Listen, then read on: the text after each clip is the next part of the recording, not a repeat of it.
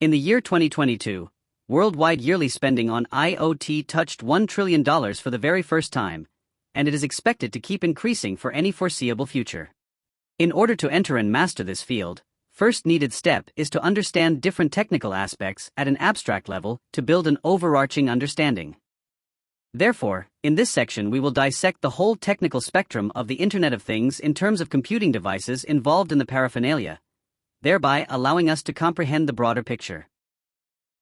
As a saying goes like, "Don't hunt a sparrow using a military tank." It is quite relevant in terms of system design, development and employment, regarding using right types of devices and technologies in IoT implementations. We will begin our discussion from the edge devices and their supporting auxiliary devices that are primarily the building blocks, or at least the baseline for the whole system. In terms of digital processing devices, we have numerous options available. Using the right fit is important for cost optimization and later reuse and upgrades.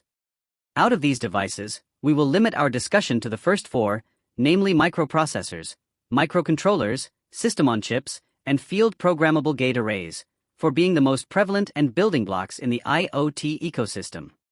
Others are also used within the ecosystem, but either with specific use cases like signal processing, machine learning, or like in the case of programmable logic controllers, are built using other computing devices for specific purposes. Microprocessors serve as the computational backbones driving modern technology. At their core, they excel in parsing and executing instructions fetched from both read-only and random access memories, dictating the orchestration of hardware operations. Nested within their architecture lie intricate systems such as caches to speed up recurring instructions, and interrupts to handle hardware or timer requests. These are pivotal in optimizing performance and handling external events seamlessly. Internally, a labyrinth of logic processing and registers intricately handle the flow of data, helping in logical decision-making and ensuring the smooth operations of these digital brains. Thus, shaping the very foundations of our digital world. Microprocessors are solely for processing and need external devices to fully function in the real world. On the other hand, microcontrollers can be regarded as very tiny computers, wherein all the scaled-down versions of hardware that comprise a minimal computer are provided on a single chip, along with some hardware input and output devices to communicate with the external world. With a minimal external setup, a microcontroller can be get going as the maximum hardware complexity is already handled within the microcontroller itself. Initially, the intended use of microcontrollers was to perform a single task repetitively, and they gained traction starting from their use in keyboards. Now, quite a vast variety of microcontrollers is available from various manufacturers. Today's microcontrollers are much more powerful and capable of doing a lot of tasks. In fact, you can find many microcontrollers today that are computationally more powerful than many of the microprocessors from a decade ago. Without any doubts, microcontrollers are the most used computing hardware in the IoT applications, even more than system-on-chips. System-on-chips are mostly found in mobile phones and pads these days, and recently MacBooks are being released with SoCs instead of microprocessors. The main concept is to use the same chip to integrate more hardware cores, rather than attaching external hardware. Obviously, there is certain limit by which one can put hardware cores on a chip, limited by the chip manufacturing constraints. This, like the microcontrollers, produces a lot of variety of system-on-chips available from various vendors. In fact, the modern technology has blurred the lines between microcontrollers and system-on-chips, as more and more hardware can be fabricated within the same area of a chip. In the end, what remains for developers is to choose from a huge variety of available devices, suitable for target use cases.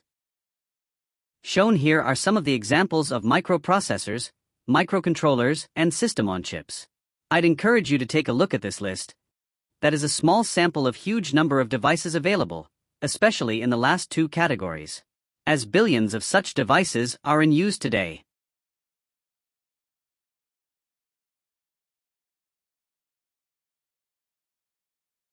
A field programmable gate array can be simply described as an array of configurable logic blocks connected through programmable switch matrices with each other, so as to produce any logic design as the functionality is intended.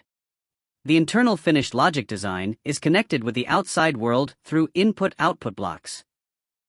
While programming an FPGA, different thinking is required as is required for programming microprocessor-based systems, primarily because we are actually making everything virtually in circuit, and everything executes in parallel, unlike sequential instructions on a microcontroller.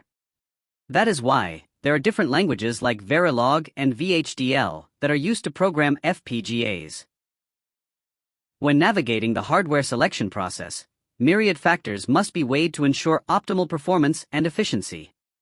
Physical constraints, ranging from size and power requirements to environmental conditions, play a pivotal role in determining the suitability of hardware components for a given application. On the other hand, development ease stands as another crucial criterion, wherein the availability of compatible development tools, documentation, and support can significantly streamline the design process and mitigate potential roadblocks. Cost is another factor, and undoubtedly a major consideration, that encompasses not only the upfront expenses of hardware acquisition but also factors in long-term maintenance, scalability, and compatibility with existing infrastructure.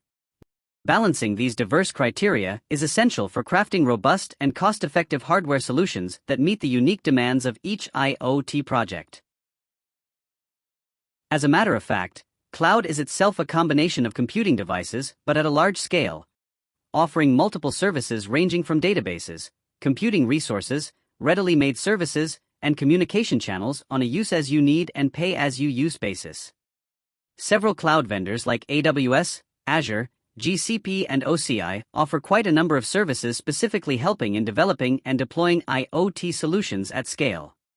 However, that is not our topic of concern as of this discussion. In the end, I'd repeat the same saying, encouraging to not use military tanks for hunting sparrows.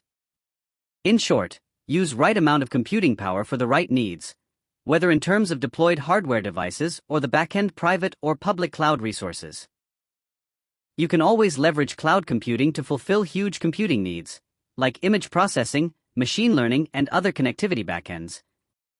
But it is always a mix and match in a unique way for addressing the needs of any given project.